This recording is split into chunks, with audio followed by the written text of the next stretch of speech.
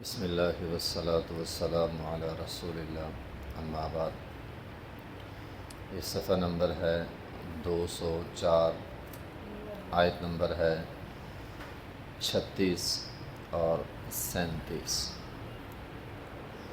اعوذ باللہ من الشیطان الرجیم، بسم اللہ الرحمن الرحیم۔ ان الذین کفروا لو ان لهم ما فی الارض جميعا ومثله معه لیفتدوا به من عذاب یوم القیامۃ ما تقبل منهم ولهم عذاب علیم یریدون ان یخرجوا من النار وما هم بخارجین منها ولهم عذاب مقیم۔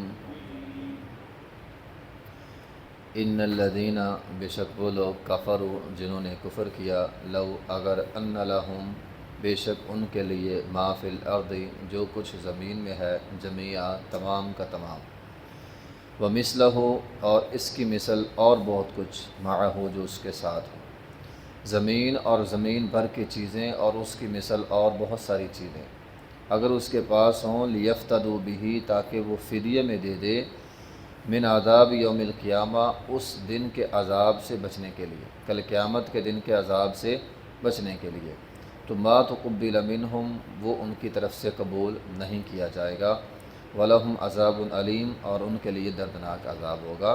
یریدون وہ ارادہ کرتے ہیں، ان یخرجوا من النار کہ وہ آگ سے نکل جائیں، وما ہم بخارجین منہا حالانکہ وہ اس آگ سے نکل نہیں سکتے، وَلَهُمْ عذاب مقیم اور ان کے لیے عذاب ہوگا ہمیشہ۔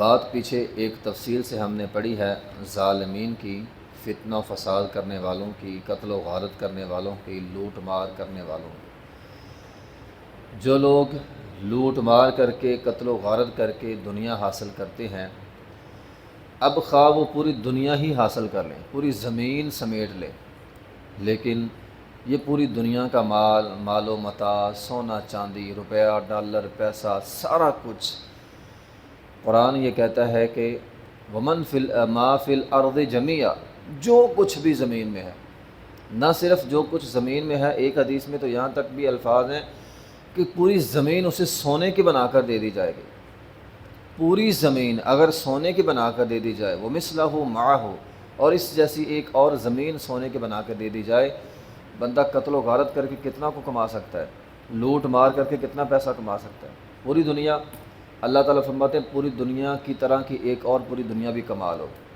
لیکن کل کو جب اللہ نے پکڑنا ہے نا تو بچ نہیں پاؤ گے۔ ایک ایک ظلم کا، ایک ایک زیادتی کا، ایک ایک لوٹ مار کا، ایک ایک روپے کا کل قیامت کے دن حساب دینا پڑے گا، تو ما تقبل منہم وہ پوری زمین بھی قبول نہیں کی جائے گی۔ اس آیت کی وضاحت میں بخاری کے اندر ایک حدیث موجود ہے، نبی علیہ الصلاۃ والسلام نے فرمایا کل قیامت کا دن ہوگا، اللہ ایک بندے کو جہنم سے نکالے گا، وہ جہنم میں چلا گیا، عذاب اسے ہو رہے ہیں، اللہ اس کو باہر نکال لے گا، اللہ تعالیٰ اس سے کہے گا ہاں بھی سنا تیرا ٹھکانہ کیسا ہے؟ وہ کہے گا اللہ میرا ٹھکانہ تو بڑا بدترین ٹھکانہ ہے، عذاب ہی عذاب ہے، سکون کا سانس نہیں ملتا، عذاب ہی عذاب ہے۔ اللہ تعالیٰ اس سے کہے گا کہ کیا اگر میں تمہیں زمین میں جو کچھ بھی ہے وہ تیرا ہو جائے، پوری زمین ہی تیری ہو جائے، کیا پوری زمین کا خزانہ تو دینے کے لیے تیار ہے تاکہ تو اس عذاب سے بچ جائے؟ وہ کہے گا اور مجھے کیا چاہیے؟ اے اللہ پوری زمین اگر مجھے دیتا ہے تو میں تیرے راستے میں دیتا ہوں، پوری زمین لے لے، عذاب سے بچ جائے۔ تو اللہ تعالیٰ فرمائے گا کہ میں نے تو دنیا میں اس سے بہت کم چیزوں کا مطالبہ کیا تھا، آج تو پوری دنیا دینے کے لیے تیار ہے، اور زمین میں نے صرف اتنا کہا تھا میری عبادت کرنی ہے اور میرے راستے میں مال خرچ کرنا ہے، زکوٰۃ دینی ہے، نفلی صدقہ کرنا ہے۔ دنیا میں تو بڑی کم چیزوں کا مطالبہ کیا گیا، دیکھیں نا پوری زمین ہے اور ایک طرف تھوڑی تھوڑی چیزوں کا اللہ تعالیٰ نے مطالبہ کیا ہے۔ اللہ تعالیٰ کے ساتھ شرک نہیں کرنا، ظلم نہیں کرنا، زیادتی نہیں کرنی۔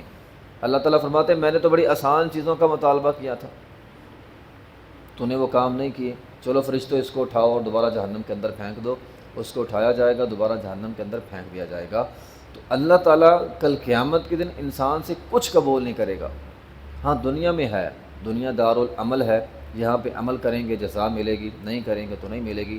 تو وَلَهُمْ عَذَابٌ علیم، ان کے لیے وہ دردناک عذاب دوبارہ پھر جاری ہو جائے گا۔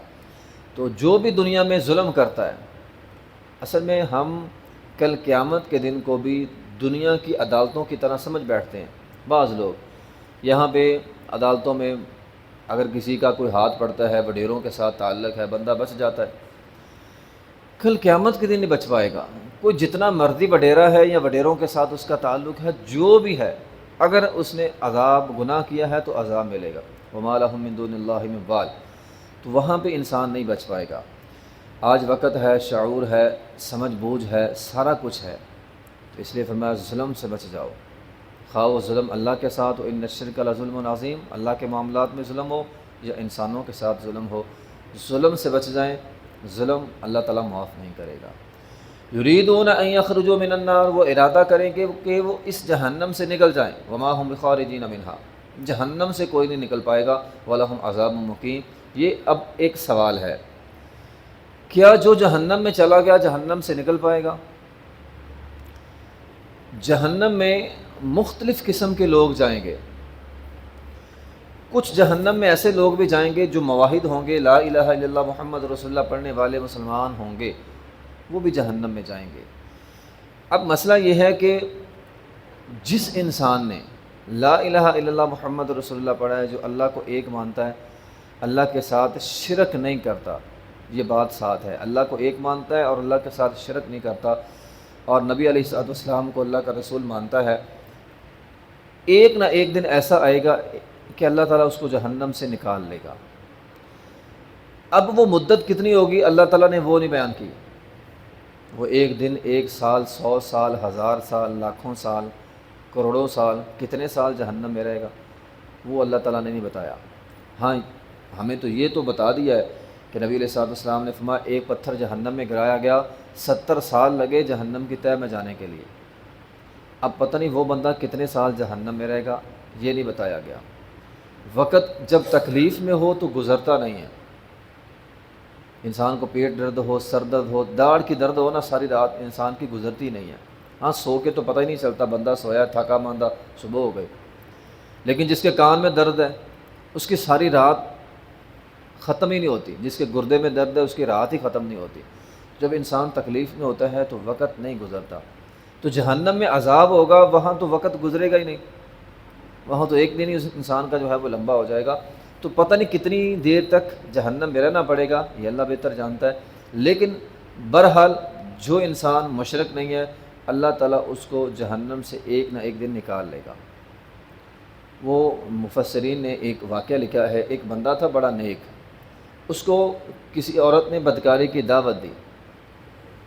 اب اندھیرا تھا، ایک چھوٹا سا دیا جو ہے وہ جل رہا تھا، تو وہ عورت اسے بدکاری کی دعوت دی جا رہی ہے، وہ بندہ مان نہیں رہا۔ صبح ہو گئی، جب صبح ہوئی تو دیکھا اس کا ہاتھ جلا ہوا تھا۔ وہ عورت دیکھ کر حیران ہوگی کہ تیرا ہاتھ کیسے جل گیا۔ اب ہوا کیا تھا کہ جب وہ اس کو بدکاری کی دعوت دیتی تھی، وہ اپنا ہاتھ اس دیے کے اوپر رکھ لیتا تھا۔